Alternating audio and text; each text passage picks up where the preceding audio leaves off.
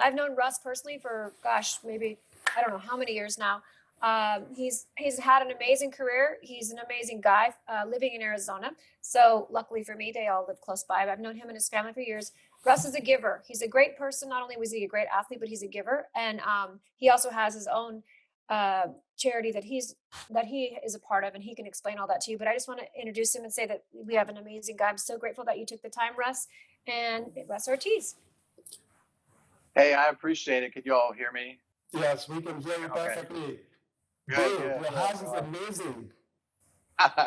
This is a little special room that we had to decorate for the piano because our kids play piano, and so It's we very thought we beautiful, might as well. and you came out well. Look at how you look. You look beautiful. What did the wife say? Uh, s- she thought I looked good. Yeah, so I don't dress like this very often, so I got That's wonderful. Ross, I appreciate you coming on. And one of the things, as we discussed, we wanted to talk to you really about was basically your transition from 12 years you played in the MLB to the post career. Uh, we wanted to talk a little bit about the different team that you had to change because now we are in a time where we were used to something. Everything was going great. My company, for instance, was doing phenomenal at the end of 2019. How did you move from team to team and how to still perform at a high level and provide results to fans? Because we find we don't really care what you guys are going for. As long as we're buying the tickets and the jersey, we want you to perform. So what can you give us that we can apply in a time of this where we need to be able to adapt and to transition without making any excuse? How do we compete still at the high level when we have no tools? We don't have any office. We can't even meet our colleagues or teammates face to face. Yeah, well, that's a great question. I mean, first and foremost, yeah, thanks for having me on. It's great to be on with all of you, and thanks to Raquel. Yeah, we know each other. It's almost, I think, Raquel, almost our silver anniversary friendship. Friendship. But yeah, I mean, everything for me starts really back to childhood. My brother and I, uh, our parents, they divorced when we were really young. um, our dad, I'll call him our dad, my mom's husband, was very abusive, and so she divorced him and got rid of him, and all that. And so after a couple of years, I was probably about 2.5, 3 years old, and after about a year or two, he stopped coming around. And so um, because it was at an early age, I never really considered that I ever had a dad. And so the biggest thing for me, how my life is shaped and stuff like that, it really comes down to, and it's interesting being in this room. This is my mom up there as I'm pointing. And so really what shaped it is love.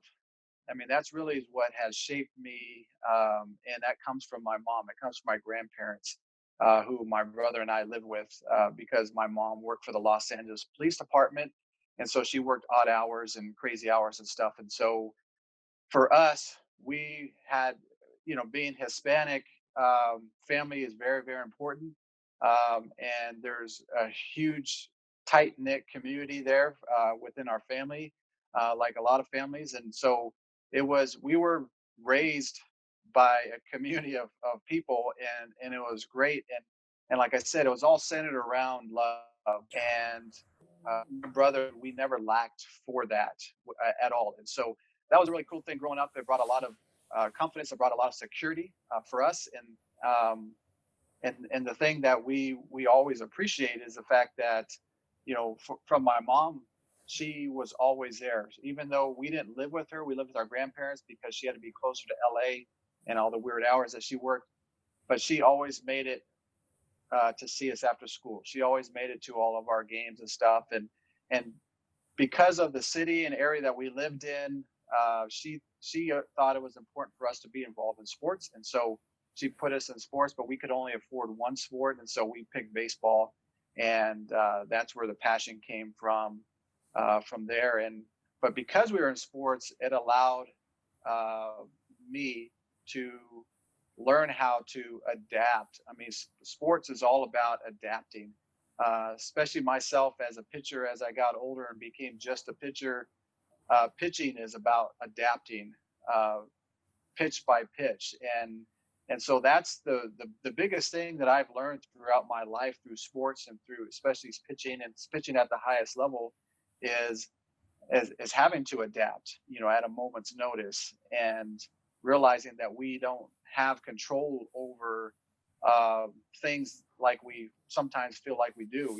I didn't have control over my situation growing up where our dad left and never came back and never contacted us and never came around. So I had to learn how to adapt without a real dad in my life, and my brother did as well. And um, but the overriding thing is, like I said before, is about love. And so my love for baseball and for the game and for all the things that sports provides is really the thing that helped fuel that passion for me to do everything I could to not only have a goal but to try and reach it. And so I'm really appreciative for sports and for what it brings and what it's taught me, especially about adapting.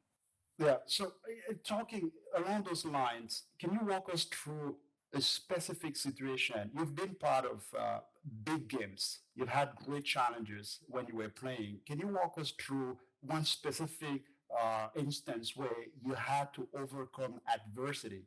Yeah, well, so as I was thinking about this, one of the biggest moments, I guess, of my life, my career, has been pitching in the World Series. That's the whole goal for in the major leagues, is to win a world championship. And so I got that opportunity in 2002 with the San Francisco Giants, and I pitched game number 2 and did horrible. And, and then I got a chance to pitch game 6. Well, my situation, um, with being on the team and having to focus on, when my first turn in game 2, there's a lot of focus and attention. You're the only 2 teams left. Everything's hyped up and all that stuff. The thing for me is that where I went wrong, I should say, is that I allowed all the outside distractions to come in and help and put more pressure on myself, and that it weighed on me. And so every pitch I was out there, Howard talked about being in the zone and stuff, and that's my whole goal is to be in a zone and not let those outside distractions get to me. Well, I failed at that, and I let those outside distractions creep into my head, and it made every pitch a live or die situation, and you just can't perform that way. You can't perform freely. And so after that game, I remember we were on the bus, and my wife, she had said, like, so hey, what happened? She didn't mean anything bad by it. She just was wondering, and it made me really think about that. Is that I set out to try to impress everybody else, and try to impress the audience because of such a big stage. Well, so I made a commitment there that I wasn't going to do that if I got another opportunity. So fast forward to game 6, I got another opportunity, and I realized from those moments, that moment game 2, that I had to adjust. I had to make an adjustment, and I had to adapt to the situation at hand.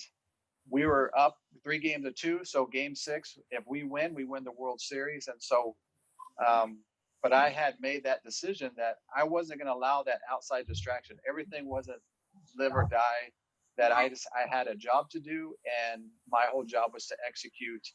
And so I spent those next 4 days just preparing to just execute, and I could say that that was probably my best overall game that I've ever pitched. Including the circumstances. I didn't hear the noise. I mean, Raquel can tell you. I mean, it was extremely loud. I didn't hear anything until I got taken out of the game in the 7th inning, and so I was in that zone, and it was because I wasn't trying to control the whole situation. Is that I just saw my whole job is to execute each pitch, and that was my only focus. And it made a huge difference in everything. That's wonderful. So basically, what you're saying, if we apply to our current situation, don't try to control what you have no control over, which has been proven. But stay steady, stay disciplined, and keep on the execution. Uh, Whatever you're doing, do it as if you were in an office or you were where you usually are, so that when things opens up, you're ready. Yeah, one of the biggest things is not only in that situation, but other situations I've faced in sports is when I don't have control over a situation. And I mean, I got hurt at one point, and I couldn't do anything. And so instead of me just sitting there and do nothing, I decided that I was going to work on trying to perfect the other skills. And most of it was mental, but a lot of it was just studying the game and stuff like that. And so, you know, coming to this situation here where we are basically at home most of the time and not able to go out and get entertained and things like that. One of the things we talk to our kids about is that we can't control any of that.